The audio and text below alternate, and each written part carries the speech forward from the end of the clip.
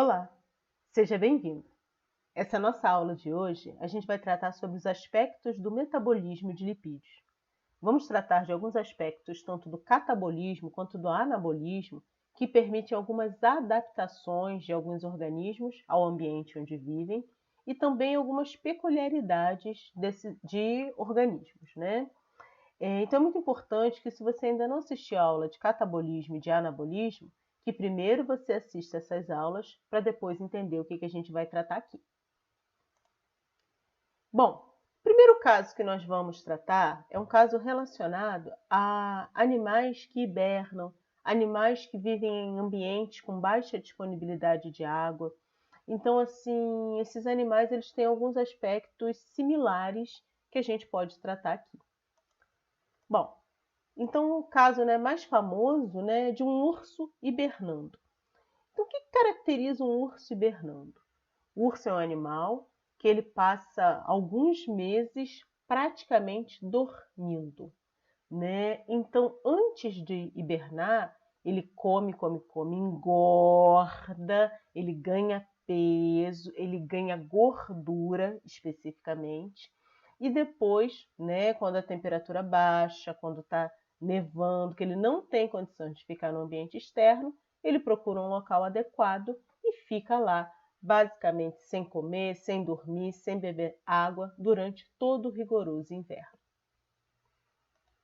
Uma outra situação é a situação desse camelo dromedário. Ah, meu Deus! É a situação de animais que vivem em regiões desérticas. Por quê? Porque esse animal, ele consegue o quê? Passar vários dias, um período longo, sem beber água, numa região extremamente seca. Então, como que ocorre essa adaptação? Como que ele consegue, né, manter-se por tanto período? Uma dica que eu posso dar é que a gente observa que esses animais, quando eles terminam esse processo, quando eles passam por esse longo período de seca, observa-se uma redução na corcova. Então, o que teriam nesses animais, né? Muitos alunos às vezes tentam pensar, ele carrega uma caixa d'água aí na corcova, ele tem um estoque de água. E isso é um erro, tá? Ele não tem um estoque de água, tá? Então, assim, a gente tem que trazer as nossas explicações para um aspecto bioquímico. A gente tem que sair daquele senso comum e dizer, ele é adaptado. Ele é adaptado ao quê? Como? Por que ele consegue fazer isso e um ser humano não? Eu também sou um animal. Eu também tenho muitas semelhanças com esses organismos. As minhas células são semelhantes a ele. Mas por que ele consegue fazer isso e eu não? Porque se eu for para um deserto e ficar muito tempo sem beber água, eu não consigo sobreviver. Então a gente tem que trazer alguns aspectos da bioquímica e um pouquinho da fisiologia. Mas algumas coisas a gente consegue tratar bem. Então a primeira semelhança que a gente observa é que o urso, o que ele faz antes de hibernar? Ele engorda, ele ganha gordura. O que tem nessa corcova? Gordura. Então, ambos os animais, no seu processo adaptativo, o que eles acumulam, o que eles guardam para esse momento de dificuldade é gordura, é lipídio. Então, a gente observa que, durante o processo metabólico deles, quando eles não estão se alimentando, eles degradam lipídio. Tá, mas o que essa degradação de lipídio pode ajudar nessas situações extremas que eles vivem? Então, a primeira coisa é fácil da gente perceber. A gente já viu a quantidade de energia que pode ser produzida a partir de ácido graxo, a partir de um triacilglicerol. Então, o estoque de gordura ele é muito eficiente no fornecimento de energia na forma de ATP. Então, para esse urso que vai passar hibernando, que ele vai ficar sem se alimentar, isso não é um problema para ele. Por quê? Porque o estoque dele de lipídio é capaz de gerar toda a energia que ele precisa na forma de ATP. Muito bem, a mesma coisa também é válida para esse camelo. Muito bem. E aí? Mas como é que eles ficam sem beber água? Porque o urso também fica sem beber água. O que esse processo de degradar os lipídios pode ter relação com ficar sem beber água, com essa adaptação? Então, a gente tem que voltar e relembrar como é que é essa mágica da produção de energia.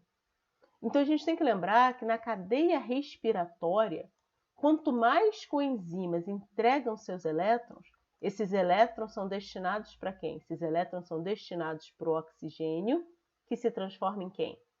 Em água. Então, isso traz para a gente aqui uma relação fácil de perceber. Que os elétrons, eles causam um bombeamento que gera um gradiente que produz ATP. Então, a gente diz que quanto mais elétrons, maior o gradiente, maior a produção de ATP. Só que a gente também tem que entender que esses elétrons eles vão para algum lugar. Então, quanto maior a quantidade de elétrons, além de ter uma maior produção de ATP, o que produz também a mais? Água. Então, a gente percebe que existe uma relação que ocorre. Que o lipídio, por permitir uma maior produção de ATP, ele também permite uma maior produção de água. Muito bem. Então, isso traz para a gente uma relação bioquímica mais fácil da gente perceber. Por quê? Porque os acetil-CoA, que são formados pelo ciclo do ácido cítrico, originam coenzimas reduzidas que, juntos com as formadas pela beta-oxidação, entregam seus elétrons à cadeia respiratória, gerando um grande fluxo de elétrons que origina uma grande quantidade de água metabólica, tão essenciais para animais adaptados a ambientes áridos ou que necessitem passar longos períodos sem hidratar-se, como na hibernação ou em voos longos. Então, muitas aves, quando estão fazendo migração, também se utilizam desse artifício, tá? Então, a gente percebe que esses animais, a bioquímica que explica esse processo, está relacionado a esse catabolismo de lipídio, a esse catabolismo que gera água metabólica. Ah, mas o carboidrato não gera água metabólica? Gera. Só que o nosso estoque de carboidrato é muito menor quando comparado ao estoque de lipídio.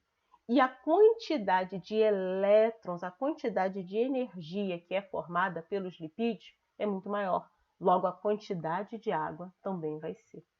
Então, não é que o carboidrato, não é que a proteína não possa contribuir com a água metabólica, mas a grande contribuição, ela vem muito mais dos lipídios, pois eles serem muito mais reduzidos, por eles poderem contribuir muito mais com esse fluxo de elétrons.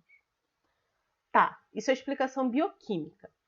Mas então eu poderia pensar, então se uma pessoa, né, obesa, que tem um grande estoque de lipídio no seu corpo, então se eu pego um ser humano, né, com um estoque de lipídio e coloco ele nessa situação, eu poderia pensar que ele também ficaria muito bem, o que não é verdade.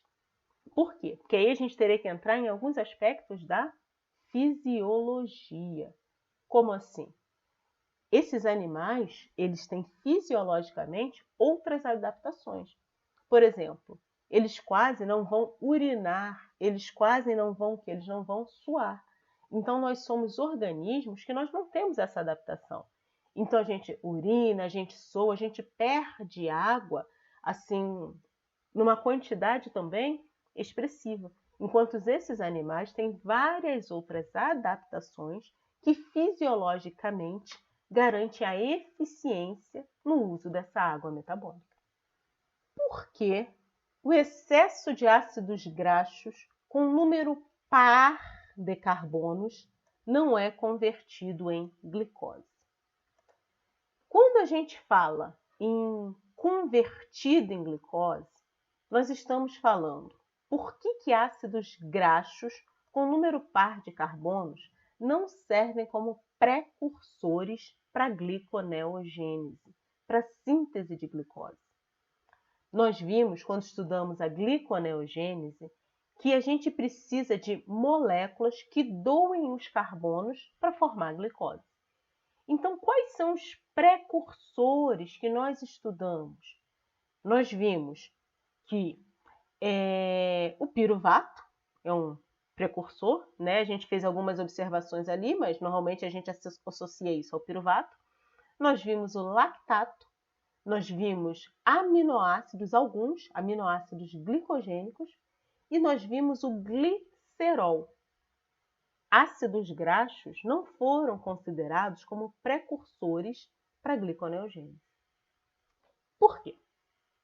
É isso que a gente precisa entender agora. Então a gente observa que quando a gente estuda a gliconeogênese, a gente fala de um desvio que acontece. Quais são os desvios que existem na gliconeogênese? Desvios são justamente aqueles passos que precisam ser feitos por enzimas diferentes do que a gente viu na via glicolítica.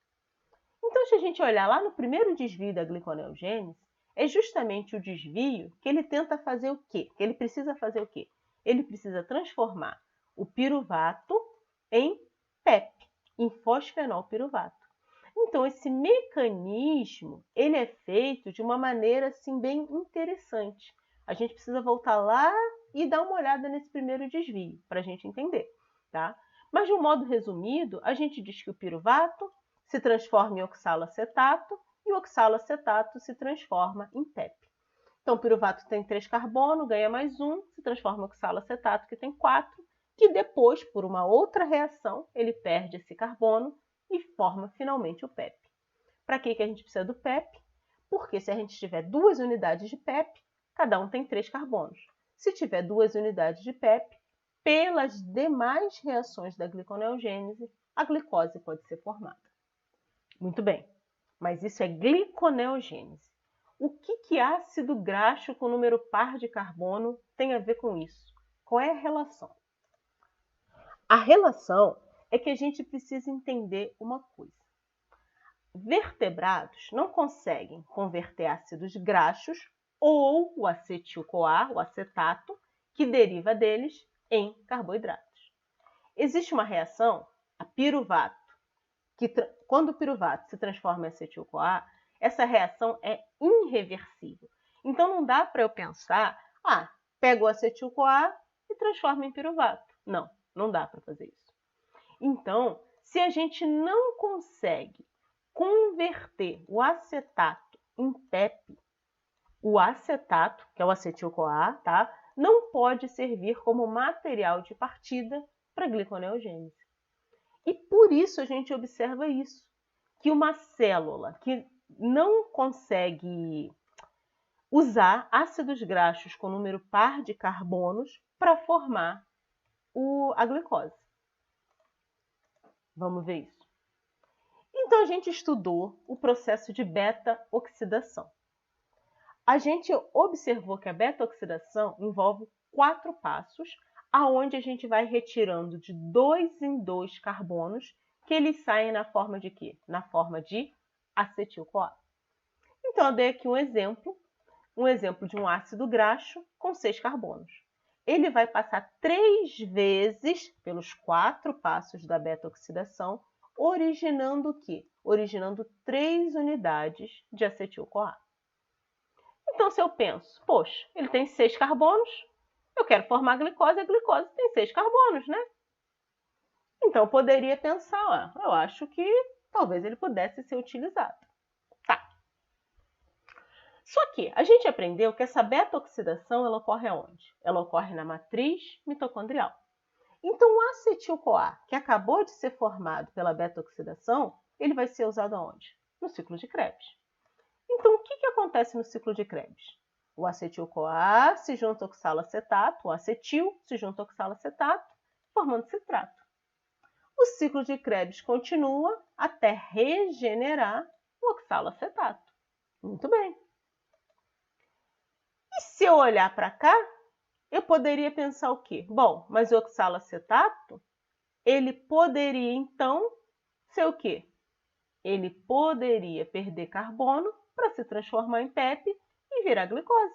A gente não tinha visto aqui aquele primeiro desvio? A gente não tinha colocado o exemplo que o piruvato virava oxaloacetato e o oxaloacetato virava PEP? Então, quando eu olho esse esquema, tudo parece fazer bastante sentido. Por quê? Porque o ácido graxo, ele vira acetil-CoA, o acetil-CoA vira citrato, se juntando ao oxalacetato, porém o ciclo de Krebs regenera o oxalacetato. Logo, o oxalacetato pode virar PEP e pode virar glicose. Faz sentido. Porém, existe um pequeno probleminha que eu não estou lembrando. Eu não estou lembrando que quando eu estudei o ciclo de Krebs, a gente aprendeu que no ciclo de Krebs existe, além da formação de NAD, FAD e ATP, existe a liberação de quê? Existe a liberação de CO2.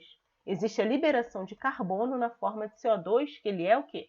Ele é eliminado, ele é expirado. Esses carbonos, eles vão o quê? Eles vão embora. Então, a gente diz que a estequiometria do ciclo de Krebs, ele traz para a gente que 2 carbonos, eles entram na forma de acetil-CoA, porém 2 carbonos são perdidos na forma de CO2. Então, o que significa isso? Significa isso que os carbonos do ácido graxo viraram acetil-CoA, que estão virando o quê? Que estão virando CO2. Logo, não vai ter carbono do ácido graxo para ser usado para formar glicose. Os carbonos que permanecem aqui no ciclo de Krebs são os carbonos que já tinham. A gente não fala que regenera o oxalacetato? Então, no fundo, esses carbonos eles não estão sendo utilizados para formar glicose. Se simplesmente a gente tirar o oxalacetato sem repor, vai faltar oxalacetato para o ciclo de Krebs. Então, por isso que não dá para dizer que os carbonos dos ácidos graxos efetivamente podem ser usados para formar glicose. Não, porque essa estequiometria demonstra para a gente que os carbonos do ácido graxo, quando vão virar acetil-CoA, que quando participar do ciclo de Krebs, esses carbonos serão liberados na forma de CO2. Então, isso a gente tem que ter muito claro. Ácidos graxos com número par de carbono, de modo geral, não conseguem ser transformados em glicose. Então, a gente bota essa frase aqui, ó.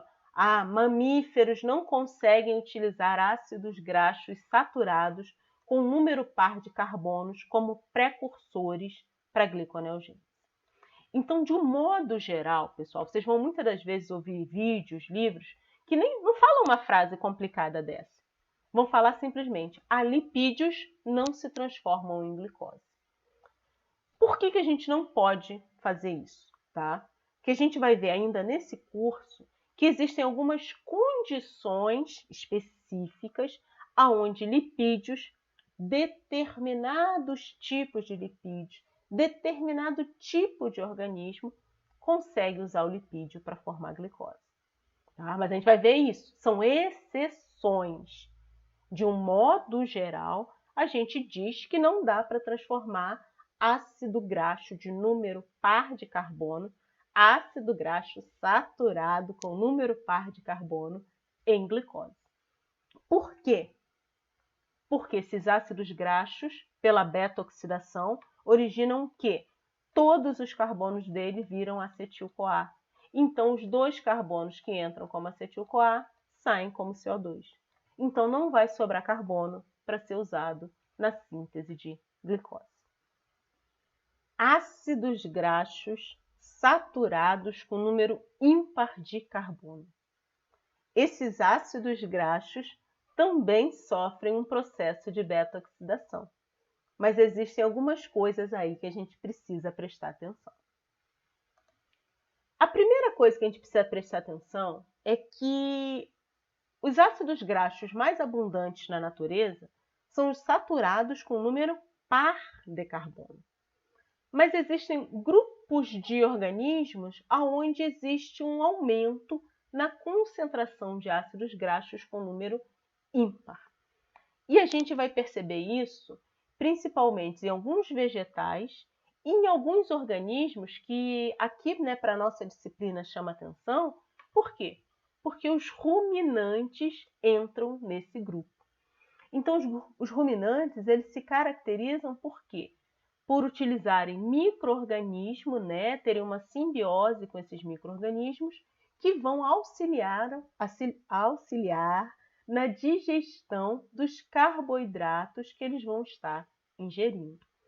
E a gente vai ver que nesse processo existe um aumento na concentração de ácidos graxos com número ímpar de carbono. Esses ácidos graxos, eles são ácidos graxos pequenos, que eles são genericamente chamados de ácidos graxos voláteis, AGV. Vocês já devem ter visto essa sigla, dos ácidos graxos voláteis, tá? Porque eles são pequenos, tá? Eles têm um pequeno número de carbono. Existem mais de um tipo, mas a gente vai ver que o principal, que tem uma grande participação no metabolismo desses ruminantes, é um que a gente chama de propionato, ou como a gente vai trabalhar aqui, o propionil-CoA. Tá? Então, o que acontece no metabolismo desse ácido graxo de número ímpar de carbono? A beta-oxidação dele é diferente? Sim e não. Não, porque é uma beta-oxidação que também envolve 4 passos. Então, os passos, o processo, eles são iguaizinhos. Porém, na última etapa, como a gente tem um número ímpar de carbono, a gente vai ver uma variação. Uma variação porque na última etapa, ao invés de formar 2 acetil-CoAs, como a gente estudou com um número par, a gente vai ver que na última etapa, a gente forma um acetil-CoA. Só que quantos carbonos que vão sobrar? 3. E esses 3 carbonos que sobram, quem são? Esses 3 carbonos serão justamente o propionil-CoA. E o que vai acontecer com eles? Simples. Acetil-CoA é o acetil-CoA, já sabemos. Vai para onde? Para o ciclo de Krebs. O detalhe é que esse propionil-CoA ele pode ser utilizado antes por uma outra via, para só depois ele ir para o ciclo de Krebs. E esse uso dele nessa via aqui, antes do ciclo de Krebs, traz para esse propionil-CoA uma característica importante. Então vamos lá, vamos só entender o que muda na beta-oxidação quando a gente fala de número ímpar de carbono. Quais são os passos da beta-oxidação? Primeira, desidrogenação, vai tirar hidrogênio, forma FAD reduzido. Depois uma hidratação, vai colocar água. Depois uma nova desidrogenação, vai formar NAD reduzido. Tudo isso vem fazendo o quê? Mudando a estrutura. O último passo é um passo que envolve a lise. Então, a gente vai ter a quebra desse ácido graxo, retirando 2 carbonos na forma de acetil-CoA. Então, 2 carbonos serão retirados como acetil-CoA. O que vai sobrar? Se tinham 7 e a gente tirou 2, vão sobrar 5 carbonos. Então, esses 5 carbonos se ligam a uma nova coenzima A, formando um ácido graxo de 5 carbonos. Muito bem. Esse ácido graxo de 5 carbonos vai passar novamente pelos 4 passos. Forma FAD reduzido, hidrata, forma NAD reduzido, mudando a estrutura. Aí vem quarta enzima que faz a quebra. A quebra o que faz? Retira 2 carbonos na forma de acetil-CoA. Tinha 5, tirou 2, sobraram 3. O que vai acontecer com esses 3 carbonos que sobraram? Vão se unir a uma nova coenzima A. Só que a estrutura de 3 carbonos ligado a uma coenzima A é o que nós chamamos de propionil-CoA. Então, vejam isso. Um ácido graxo com número ímpar de carbonos, o que ele vai gerar da beta-oxidação? Ele vai gerar vários acetil-CoAs. Acetil-CoA, acetil-CoA, acetil-CoA. Por quê? Vai estar sempre retirando de 2 em 2. Porém, na última quebra, como ele tem um número ímpar, como é que ele vai ficar na última quebra? Na última quebra, ele vai ter apenas 5 carbonos. Então, na última quebra, ele forma um acetil-CoA. Só que ao invés de formar 2 acetil-CoA, ele forma um acetil-CoA e um propionil-CoA. Muito bem. Então, um ácido graxo com número ímpar de carbono, ele gera propionil-CoA. Então, além do acetil-CoA, ele também gera o propionil. E o propionil-CoA vai ser usado por algumas enzimas, se transformando depois em succinil-CoA. Então, veja bem, propionil, ele tinha quantos carbonos? 3. Com o gasto de ATP, a gente carboxila ele. Então, ele tinha 3 carbonos, ele ganha mais 1. Vira essa molécula aqui com 4 carbonos, que vai passar mais por algumas enzimas até se transformar no succinil-CoA. Então, o propionil-CoA, uma molécula com 1, 2, 3 carbonos, vai ser carboxilada, virando com isso uma molécula com 1, 2, 3, 4 carbonos. Ocorrem mais algumas reações e isso aqui se transforma em quem? Em succinil-CoA. Então, observe, o propionil-CoA vai se transformar em quem? Em succinil-CoA. Beleza. Por quê? Porque agora que o propionil-CoA se transformou em succinil-CoA, tem 2 caminhos possíveis. Succinil-CoA é o intermediário do ciclo de Krebs. Perfeito. Então, nosso primeiro raciocínio é pensar que esse succinil-CoA também vai ser usado para quê? Para gerar energia. Perfeito. Mas só que essa situação do propionil ter que se transformado em succinil-CoA, ele abre margem para um outro uso.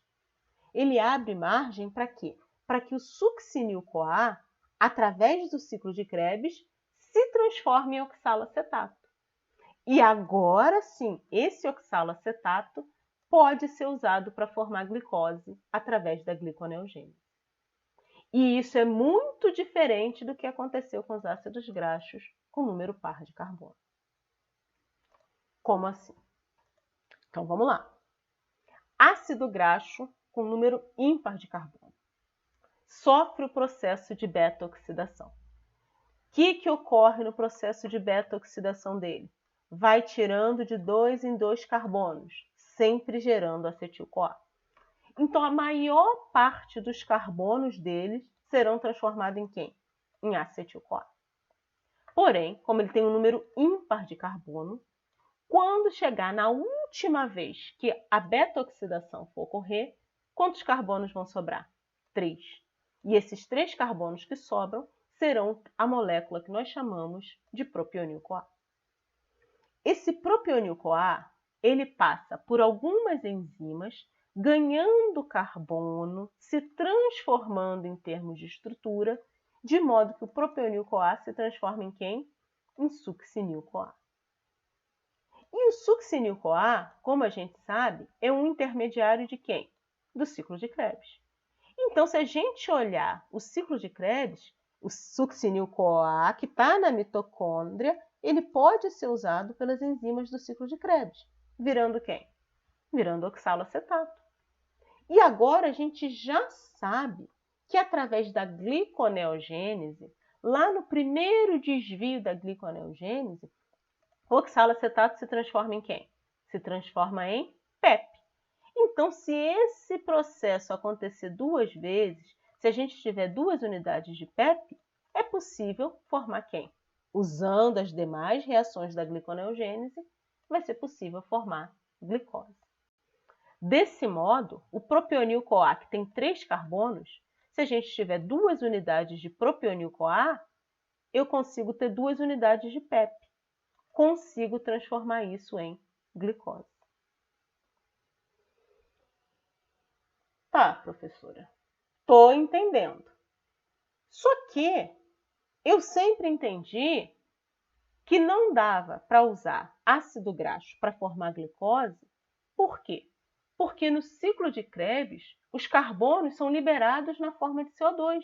Então, a gente fala que os 2 carbonos que entram como acetil-CoA, eles são perdidos na forma de CO2. E agora aqui você está me dizendo que é possível. Como assim? Simples. Por quê? Porque essa transformação do propionil-CoA em succinil-CoA fez com que ele entrasse no ciclo de Krebs aonde? Ele entra no ciclo de Krebs após após as enzimas que liberam CO2. Então percebam que legal, porque nessa condição, os carbonos do propionil-CoA, eles não serão perdidos nesse processo. Por quê? Porque essa é uma situação que não causa a perda de carbono como CO2. Se ele tivesse se transformado em acetil-CoA, os carbonos seriam perdidos como CO2. Agora, como ele virou propionil, que virou succinil, o succinil já entra no ciclo de Krebs sem passar pelas enzimas que perdem carbono. Então, presta atenção, porque às vezes o aluno pensa, então todos os carbonos do ácido graxo ímpar podem ser usados para síntese de glicose. Não. Por que não? Porque a maior parte dos carbonos vão ser transformados em acetil-CoA. Se transformar em acetil-CoA, vai perder carbono no ciclo de Krebs. São apenas os 3 últimos. São apenas aqueles que se transformaram em propionil-CoA. Apenas esses 3 que vão virar succinil e vão desviar, vão passar por fora dessas enzimas que perdem carbono. Por isso, os carbonos do propionil estarão no PEP, logo poderão ser usados para gerar glicose. Então, a gente tem que ver que é isso aqui que está acontecendo. Quando a gente pensa nos 3 últimos carbonos, eles conseguem desviar daquelas reações que perdem carbono. Por isso, os carbonos do propionil podem ser usados para formar glicose. Por isso, ácidos graxos com número ímpar podem contribuir com carbonos para formar glicose. Corpos cetônicos. Existe uma condição que a gente precisa prestar atenção devido a algumas células, devido a alguns tecidos que existem no nosso corpo. A maioria dos tecidos, a maioria das células é capaz de usar ácido graxo como fonte de energia. É capaz de oxidar o ácido graxo para obter energia. Porém, existem algumas situações onde o uso desse ácido graxo não é possível. Por exemplo, eritrócitos são células que não possuem mitocôndria. Logo, não conseguem tirar a energia da oxidação desses ácidos graxos. O cérebro. Por que a gente fala tanto? O cérebro não consegue usar gordura como energia, então tem que ter uma maneira de alimentar esse cérebro, porque ele precisa de energia. Por quê? Porque existe uma barreira hematoencefálica que não permite a entrada desses ácidos graxos. Então, as células não conseguem utilizá-lo como combustível energético. Os próprios adipócitos, as células que estocam lipídios, elas não oxidam ácido graxo para obter energia. Então, essas são situações que esses tecidos, que essas células precisam obter energia de outros combustíveis. Energia elas sempre vão precisar. Então, se elas não podem obter isso da degradação dos ácidos graxos, elas vão ter que usar outros combustíveis para obter essa energia. Bom, a primeira coisa que a gente pensa quando fala do cérebro é que ele adora a glicose. A glicose é realmente o combustível preferido. Então, o nosso corpo ele sempre tenta disponibilizar glicose para que haja em sobra para esse cérebro. Porém, em casos de fome crônica, jejum prolongado, isso traz uma situação onde a glicose ela não está disponível. Então, isso gera para o nosso corpo algumas modificações metabólicas. E essas modificações metabólicas fazem com que o cérebro, que normalmente utiliza apenas a glicose como combustível, possa utilizar esses compostos que nós chamamos de corpos cetônicos para obtenção de energia. Corpos cetônicos, eles são 3 tipos que nós chamamos bastante, né? A acetona, o acetoacetato e o hidroxibutirato. Que característica que eles têm em comuns? Como é que a gente consegue ver esses corpos cetônicos? Corpos cetônicos, eles são derivados de acetil-CoA. Então, moléculas de acetil-CoA podem ser transformadas nesse acetil-CoA, nesses corpos cetônicos. Então, para formar corpos cetônicos, tem que ter acetil-CoA disponível. Tá? A acetona é que menos a gente vai falar nesse processo. Por quê? Porque a acetona ela é volátil, então ela normalmente ela é liberada, não ficando disponível para as reações que nós vamos falar aqui. Tá? Então, os principais que a gente mais fala é o acetoacetato e o hidroxibutirato. Tá, mas o que acontece? Por que essa formação de corpos cetônicos ela acontece? Então, vamos ler aqui uma frase aqui. Ó.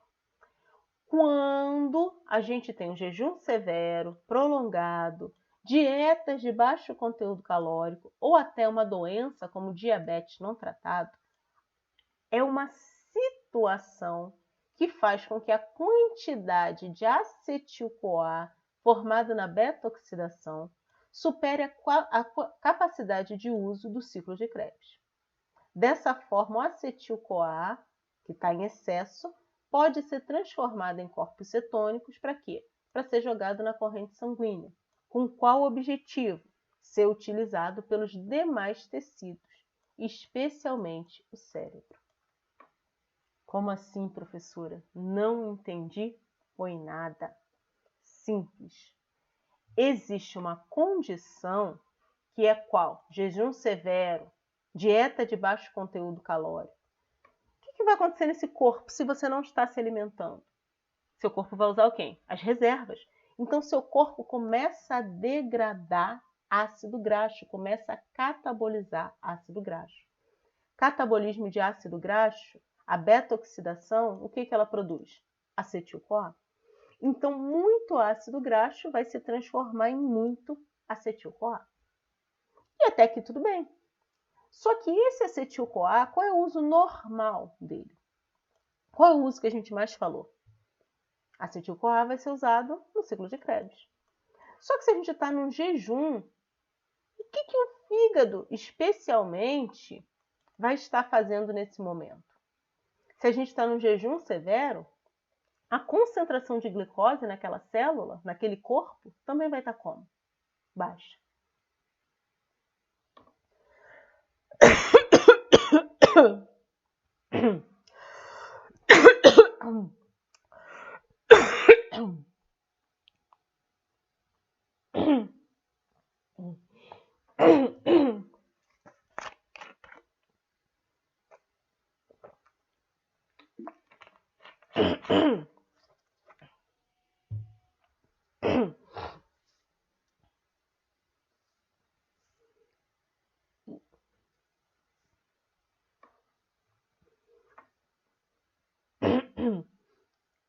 Então, qual é o uso normal do acetil-CoA que a gente conheceu? O acetil-CoA vai ser usado no ciclo de Krebs. Só que se a célula está passando, se o organismo está passando por um jejum severo, o que mais que especificamente esse fígado vai estar fazendo? Esse fígado também é responsável por garantir que haja glicose disponível na corrente sanguínea. Então, o fígado também está fazendo que ciclo? A gliconeogênese. Então, se a gente lembrar da gliconeogênese, a gente vai ver que a gliconeogênese utiliza oxaloacetato. Então, o oxaloacetato ele precisa ser dividido entre o ciclo de Krebs e a gliconeogênese. Então, nessas condições, falta oxaloacetato para o ciclo de Krebs. Então, nessas condições, diminui a capacidade de acetil-CoA ser usado pelo ciclo de Krebs.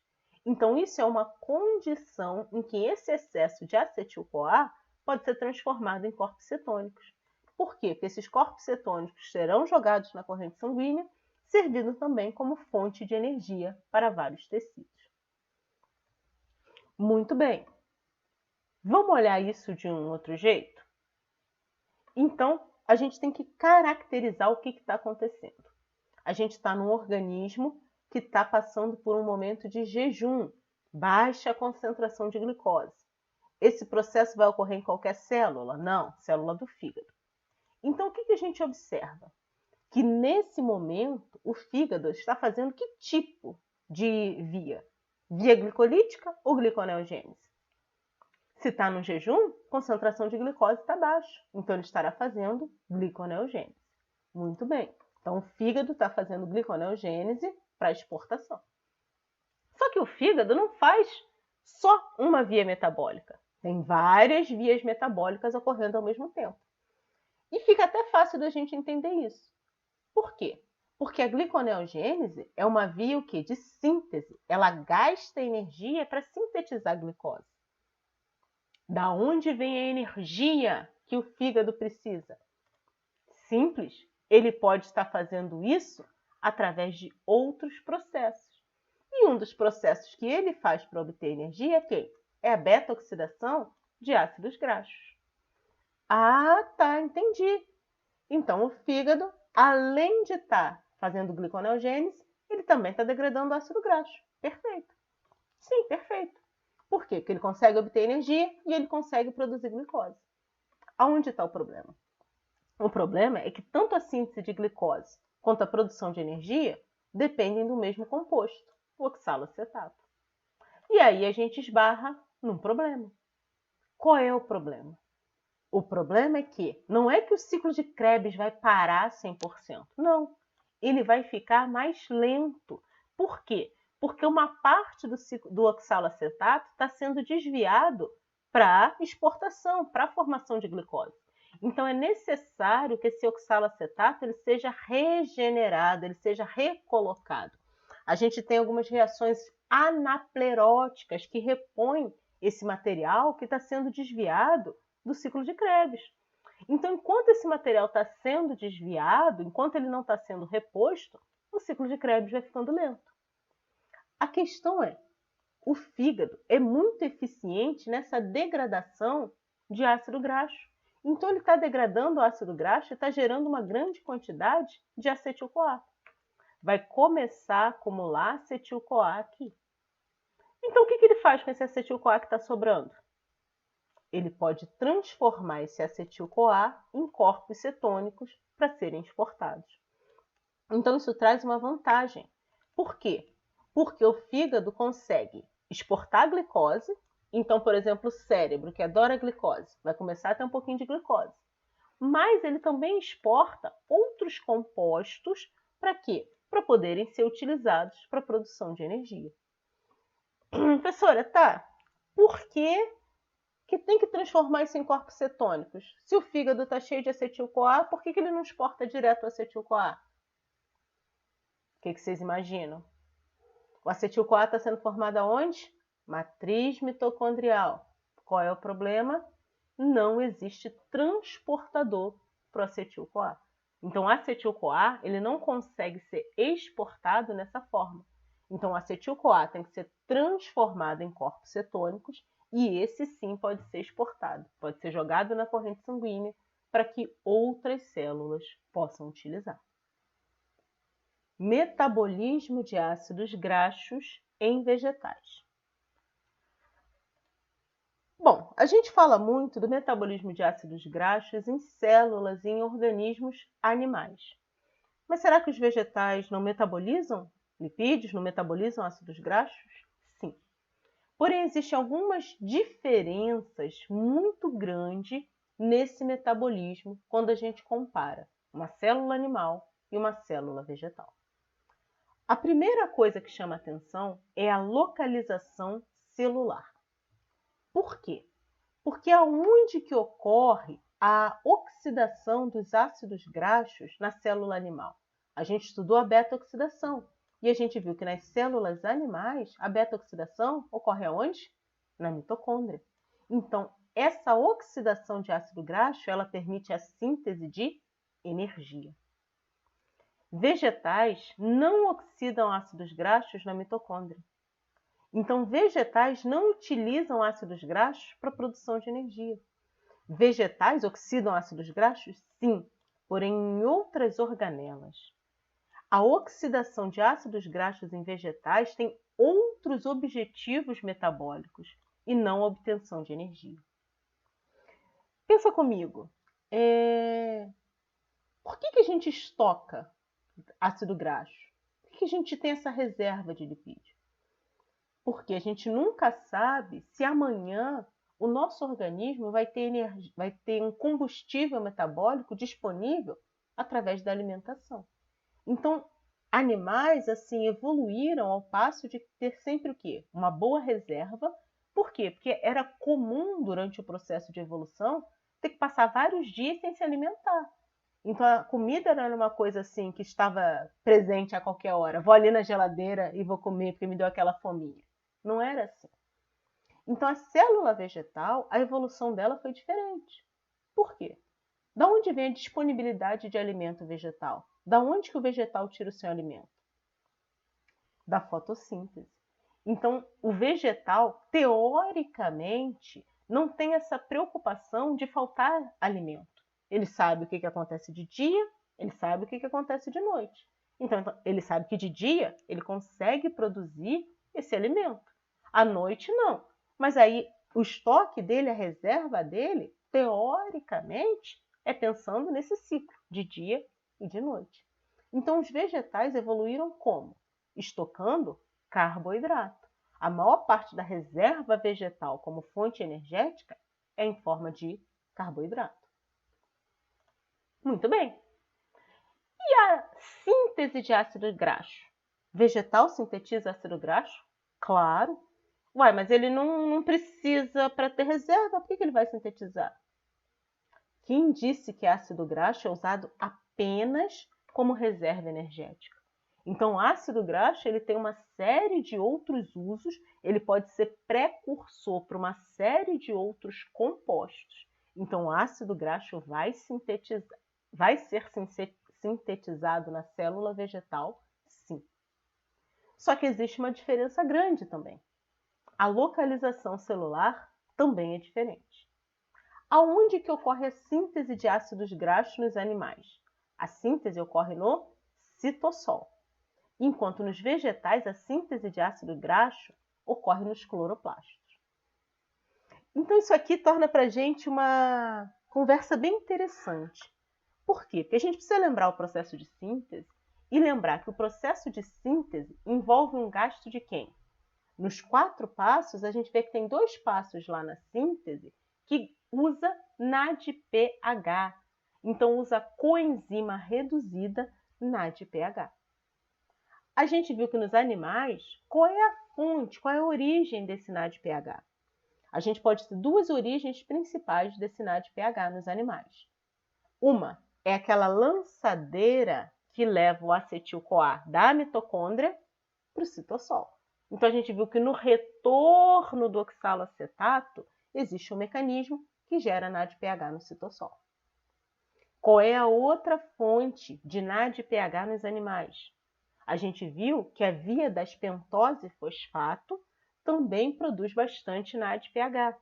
E isso, para um animal que está com disponibilidade de glicose, ele consegue pegar essa glicose, usar na via das pentose fosfato e ter NADPH sobrando. Muito bem. O vegetal, ele também precisa de NADPH. Só que o vegetal adaptou a origem desse NADPH para uma condição que, para ele tem esse NADPH em abundância. Uma condição muito mais, assim, favorecida. Que condição é essa?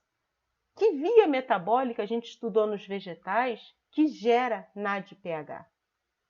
Lembram? A etapa fotoquímica da fotossíntese. Então, lá na etapa fotoquímica da fotossíntese, existe uma grande produção de quê? Existe uma grande produção de NADPH e ATP. Então, a relação de NADPH reduzido é muito mais alta. Então, quanto mais a etapa fotoquímica acontece, mais NADPH estarão disponíveis. Então, essa síntese de ácido graxo ela se torna mais eficiente de ser realizada no cloroplasto. Por quê? Porque esse vegetal consegue pegar a energia luminosa para formar o NADPH e usar isso na síntese de ácido graxo. Percebem a adaptação que ocorre nos organismos? Então, os 4 passos, os processos, eles serão muito parecidos. Só que mudou a localização. Qual é o motivo para mudar a localização? Por que uma célula evoluiu de modo que ela percebeu que colocar no cloroplasto era melhor do que fazer isso no citosol? Um dos motivos está relacionado a essa disponibilidade de NADPH. Muito bem. Então, essa característica de vegetais de não utilizarem ácido graxo para a produção de energia, a gente dizer que o ácido graxo para o vegetal não traz essa necessidade, ela é verdade quando a gente fala de um vegetal adulto que já faz fotossíntese, ou seja, que ele já é eficiente no seu processo fotossintético. Porém, quando a gente fala de sementes em germinação, a coisa muda um pouquinho de figura. Por quê? Porque o que é uma semente em germinação? Uma semente em germinação é algo que está usando a sua reserva para formar a sua estrutura corporal. Então, uma semente em germinação, ela não é eficiente ainda na fotossíntese. Então, ela precisa de carboidrato para formar o seu corpo, porque a fotossíntese ainda não dá. Então, ela usa da reserva. E isso está tudo bem quando a gente fala em sementes que estocam carboidratos. Porém, quando a gente fala em sementes que são ricas em lipídios, as oleaginosas, a coisa muda um pouquinho de figura. Então, o que a gente vai falar agora está relacionado principalmente a essas sementes que estocam gorduras. Esse processo pode ocorrer em outros organismos, né? Como, por exemplo, invertebrados, micro-organismos, mas a gente vai focar aqui nessas sementes oleaginosas durante o processo de germinação. Por quê? Qual vai ser a grande sacada dessas sementes? Essas sementes, como tem um grande estoque de lipídios, durante a germinação, elas vão usar esse lipídio para produzir a energia que elas precisam, sim, e principalmente, o grande diferencial, elas vão usar esses ácidos graxos para produzir glicose. Então, a gente já estudou sobre essa questão do ácido graxo ser usado para a produção de glicose. E a gente chamou a atenção que ácidos graxos saturados com número par de carbonos não conseguem doar carbonos, não conseguem ser precursores para a síntese de glicose. Só que essas sementes, elas conseguiram fazer um mecanismo para que isso seja possível. Esse mecanismo envolve uma organela diferenciada, o glioxissomo. O que é o glioxissomo? O glioxissomo é um tipo de peroxissomo. O glioxissomo ele só está presente durante essa germinação, tá? Quando o vegetal já está eficiente na fotossíntese, não tem mais glioxissomo. Então, esse ciclo, que é o ciclo do glioxilato, ele só vai ocorrer durante a germinação. Muito bem, tem o ciclo do glioxilato. Só que a grande mágica que vai permitir com que esses ácidos graxos sejam transformados em carboidratos não envolve só o ciclo do glioxilato, não. Envolve a beta-oxidação, o ciclo do glioxilato, o ciclo de Krebs e a gliconeogênese. Então, envolve várias organelas. Envolve o estoque de lipídios, corpos lipídicos, envolve esse glioxissomo, envolve a mitocôndria e ainda envolve o citossol. Vamos começar falando desse ciclo do glioxilato. Esse ciclo que ocorre exclusivamente nos glioxissomos. Esse ciclo, quando a gente olha para ele, ele parece com o ciclo de Krebs. Por quê?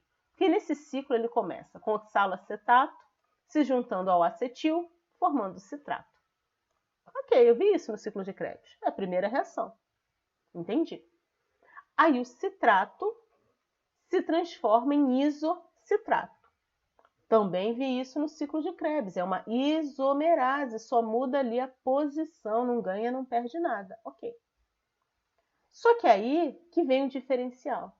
Por quê? Porque nesse glioxissomo existem enzimas diferentes. A enzima que vai usar o isocitrato é a isocitrato liase. O que essa enzima faz? Essa enzima catalisa a quebra do isocitrato. O isocitrato é quebrado formando succinato, que a gente já conhece. Succinato é um composto com 4 carbonos. O isocitrato ele tinha 6. Se tirou 4 para formar o succinato, quantos sobraram? Sobraram 2 carbonos. Esses 2 carbonos é o que nós chamamos de glioxilato. Muito bem. Aí esse glioxilato ele vai ser usado por uma outra enzima, que só vai estar presente aqui também, a malatosintase. O que a malatosintase faz? Ela pega os 2 carbonos do glioxilato e junta os 2 carbonos do acetil, formando com isso uma molécula de quantos carbonos? 4. Uma molécula que nós conhecemos pelo nome de malato. Então, a malatosintase, ela sintetiza o malato usando quem? O glioxilato e o acetil-CoA. E aí, o malato, pela enzima que nós já conhecemos, volta a ser quem? Oxalacetato. Afinal, é um ciclo. Precisamos regenerar o precursor inicial.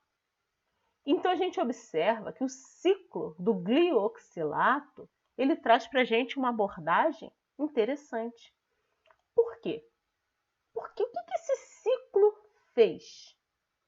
Qual é a principal vantagem desse ciclo? Esse ciclo ele tem a entrada de 2 moléculas de acetil-CoA. Uma entrada é no ponto que a gente já conhece. Acetil-CoA se junta ao oxalacetato formando citrato. Mas depois tem uma outra entrada também do acetil-CoA para regenerar o malato oxalacetato. E o que sai desse ciclo? Esse ciclo ele sai formando um succinato. Então, olha que interessante. Por quê? Porque a gente pode dizer que nesse ciclo a gente tem a utilização de 2 moléculas de acetil-CoA para poder ter um ganho de uma molécula de quem? De succinato. Faz sentido isso? Faz. Por quê? Porque o acetil-CoA, cada um tem 2 carbonos. Então, se são 2 acetil-CoA, são 4. Então, esse ciclo permite que os 4 carbonos que entraram como acetil-CoA, eles saiam do ciclo na forma de quem? Na forma de succinato. Muito bem. Então, no glioxissomo, ocorre o ciclo do glioxilato. Qual é a grande vantagem desse ciclo? O que esse ciclo traz de essencial para a gente? Porque esse ciclo ele consegue pegar os carbonos do acetil-CoA e usar isso para formar o succinato. Muito bem. Então, agora fica fácil de visualizar o processo como um todo. Então, o vegetal oleaginoso, a semente oleaginosa, durante a germinação, o que ela faz? Pega aquele estoque de lipídios, pega aquele estoque de triacilglicerol, separa, pega o ácido graxo. Pega esse ácido graxo e manda para onde? Manda esse ácido graxo para o glioxissomo. O que vai acontecer no glioxissomo? O ácido graxo passa pela beta-oxidação. Ah, então ele faz beta-oxidação? Faz. Por quê? Porque precisa transformar o ácido graxo em acetil-CoA. Então, o ácido graxo, pela beta-oxidação, vira acetil-CoA. Então, aqui no glioxissomo vai ficando cheio de acetil-CoA. E aqui nesse glioxissomo ocorre o ciclo do glioxilato. Qual é a vantagem desse ciclo? O que esse ciclo eu tenho que ter em mente? Porque nesse ciclo, 2 moléculas de acetil-CoA são utilizadas. E qual é o ganho desse ciclo? A formação de um succinato. Então, a estequiometria desse ciclo traz para a gente que esse ciclo pega os 4 carbonos que vêm de 2 moléculas de acetil-CoA e transforma em uma molécula de succinato, com 4 carbonos. Esse succinato, então, o que ele faz? Ele sai do glioxissomo e ele vem para onde? Ele vem para a mitocôndria. O que acontece quando esse succinato chega na mitocôndria? Ele participa do ciclo de Krebs. Aí a gente vai ver que o succinato, fumarato, malato. Opa! Aí esse malato ele pode ser transportado aqui para o citossol. Para quê? Para no citossol a gente ter quem? Oxalacetato, que pode virar quem? Pelo primeiro desvio da gliconeogênese? PEP. Fácil ficou agora. Por quê? Porque se eu tiver 2 unidades de PEP, eu consigo gerar quem? Eu consigo gerar glicose, eu consigo fazer a gliconeogênese. Então percebam que nessa semente, durante a germinação, sementes que são ricas em ácidos graxos, a beta-oxidação transforma os carbonos do ácido graxo em acetil-CoA. E a gente já entendeu que os carbonos do acetil-CoA, eles são perdidos no ciclo de Krebs. Então, se esse acetil-CoA fosse utilizado diretamente no ciclo de Krebs, isso seria um problema. Por quê? Porque aí os carbonos do ácido graxo não poderiam ser usados para formar glicose. O que esse vegetal faz, então? Qual é o drible que ele tem? O drible é porque ele tem uma organela, o glioxissomo, que faz um ciclo diferente, o ciclo do glioxilato. Então, no ciclo do glioxilato, os carbonos do acetil-CoA se transformam em succinato, que aí, usando o ciclo de Krebs da mitocôndria, os carbonos do succinato vão estar agora presentes em quem? No oxalacetato. Se os carbonos estiverem no oxalacetato, viram PEP, que através da gliconeogênese pode ser usado para gerar glicose. Então, aquele vegetal que está germinando, enquanto ele não faz fotossíntese, como é que ele está obtendo a glicose? Ele está obtendo a glicose a partir dos ácidos graxos. E a partir da glicose, aí sim ele forma toda a sua estrutura, ele consegue formar os seus tecidos até ele poder fazer a fotossíntese e ficar eficiente. Quando ele ficar eficiente, ele precisa mais desse processo? Não, ele faz a fotossíntese e obtém a glicose. Muito bem, pessoal. Então, assim, esses aspectos, eles estão distribuídos em alguns capítulos do livro, tá? No Leninger, os principais capítulos são o 17 e o 21. Mas tem alguma coisinha que está solta, por exemplo, quando fala, às vezes, um pouquinho da cadeia respiratória, tem algumas coisinhas que estão em outros capítulos. Mas se você veio acompanhando a disciplina, com esses 2 capítulos você consegue entender esses aspectos, esses casos que nós tratamos aqui nessa aula. Até a próxima!